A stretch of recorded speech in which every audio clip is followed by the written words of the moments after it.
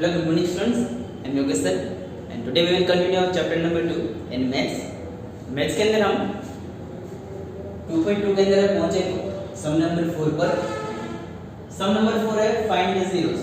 यहाँ पे कुछ पॉलिनोमियल्स दिए हुए हैं, हमें उन सबके जीरोस फाइंड करने हैं।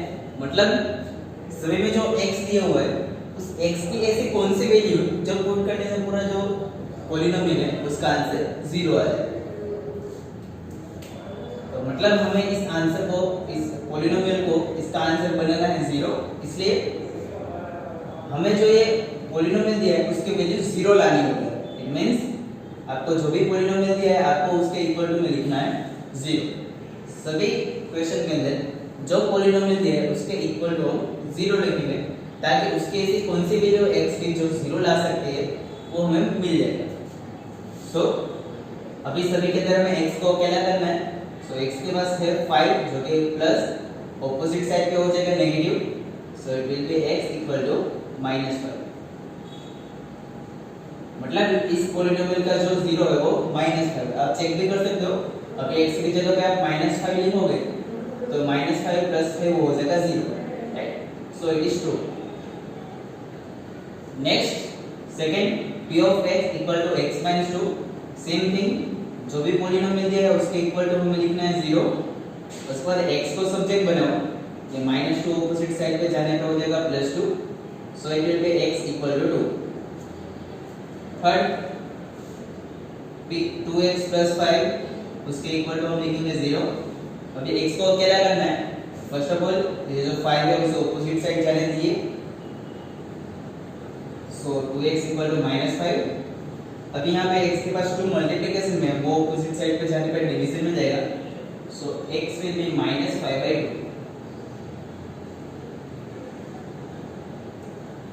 The fourth 3x - 2 equal to 0। इसके अंदर सबसे पहले जो -2 है उसे ऑपोजिट साइड जाने दीजिए, दैट विल बी बिकम +2 और ये 3 इसे डिवीजन में जाने दीजिए। So it will go in division. So इसका आंसर आएगा x equal to 2/3। Next polynomial है 3x, सो हम लिखेंगे 3x इक्वल टू 0। इसके अंदर x को सब्जेक्ट बनाने के लिए जो 3 वो ऑपोजिट साइड जाएगा तो डिवीजन में जाएगा। So x will be 0/3 and you already know 0 divide bye किसी भी चीज को करने से हमें आंसर हमेशा 0 ही मिलता है। इसी को भी 0 से 0 के किसी भी नंबर से डिवाइड कीजिए आप, आंसर हमेशा 0 ही मिलेगा। इसी तरह से मल्टीप्लिकेशन होगी 0 multiply anything, answer will be 0। Next अब यहाँ पे variable x, so x equal to 0, ये a जाएगा डिवीजन के अंदर। 0 divide by a, so it will be 0।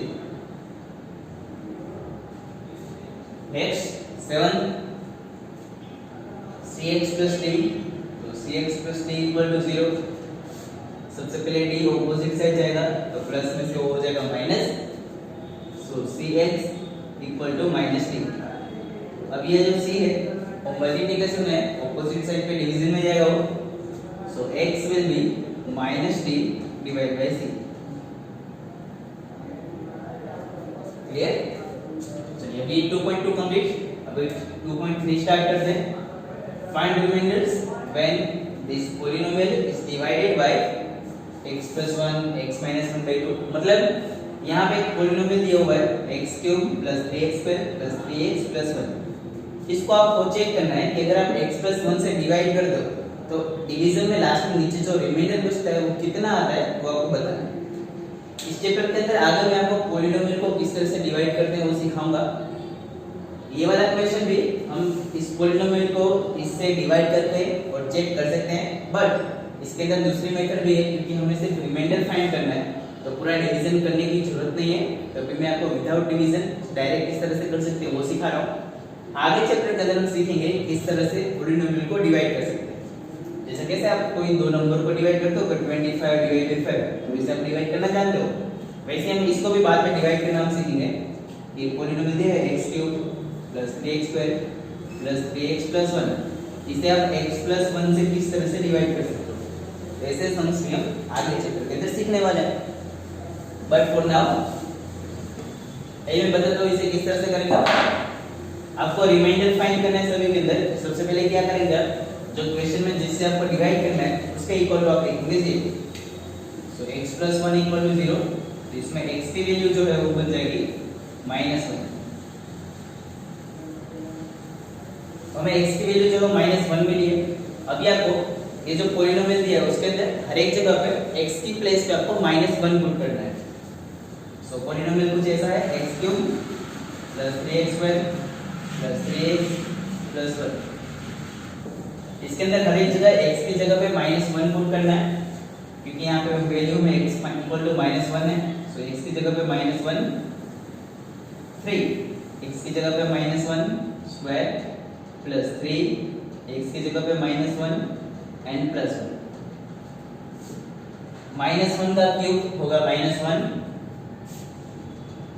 Plus 3 as it is, -1 का square 1।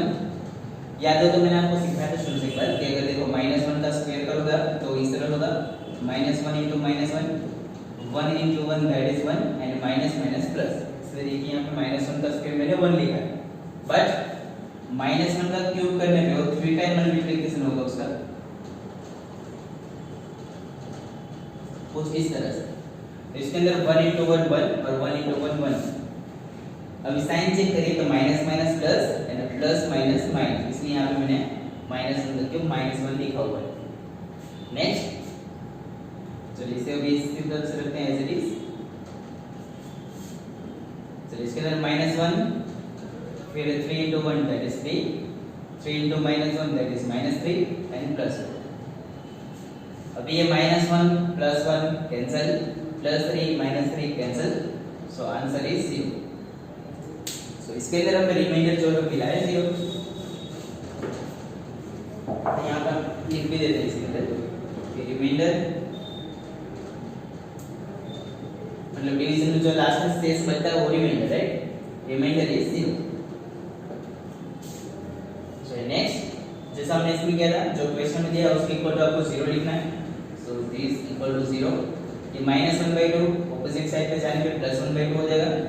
So x will B 1/2। अभी आपको ये जो 1/2 है वो कहाँ पुट करना है, तो इस पॉलिनोमियल में जहाँ पे x दिया हुआ है वहाँ। तो polynomial is x³ + 3x² + 3x + 1। हर एक जगह पे x की जगह पे आपको 1/2 पुट करना है। सो 1/2 क्यूब + 3 1/2 स्क्वायर + 3 1/2 एंड प्लस 1। चलिए सिंपलीफाई करते हैं। सो 1 का क्यूब होगा 1 और 2 का cube 8 plus 3 as it is, 1 का स्क्वायर 1 और 2 का square 4 plus 3 as it is into 1 divide by 2 plus 1। Next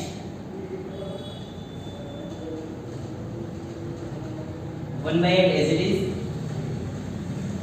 3 * 1 that is 3 divided by 4, 3 * 1 that is 3, 2 plus 1। चलो इन सभी को हमें ऐड करना है और चेक करते लास्ट में फाइनल कितना आंसर। मैं यहाँ पे कर देता हूँ।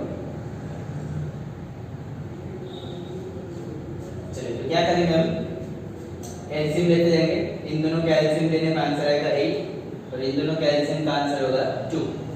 तो इन दोनों में हमें डिनोमिनेटर में 8 बनाना है।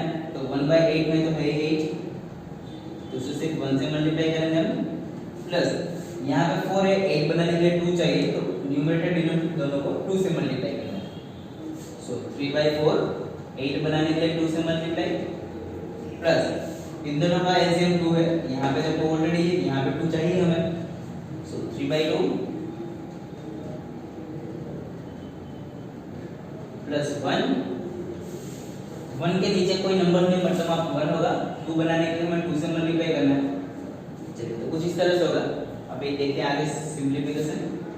1 8 3 2 6 8 3 2 2 एंड 2।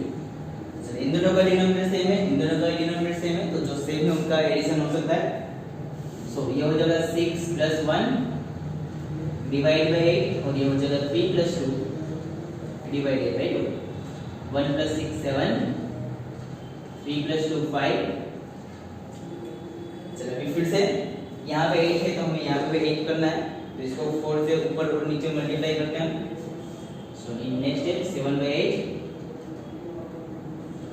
प्लस 5/2, 4 से multiplication 7/8 as it is plus 5 × 4 20 divide by 8, 20 + 7 divide by 8, तो ये हो जाएगा 27 डिवाइड बाय 8। तो इसके अंदर जो रिमाइंडर है वो 27/8, राइट। चलिए स्टूडेंट्स अभी आप लोग बोर्ड पे से इतना कॉपी कर लीजिए, ध्यान से समझ लीजिए। 2.3 के इस क्वेश्चन के अंदर अभी आगे और भी क्वेश्चन है तो हम उससे अगले लेक्चर के अंदर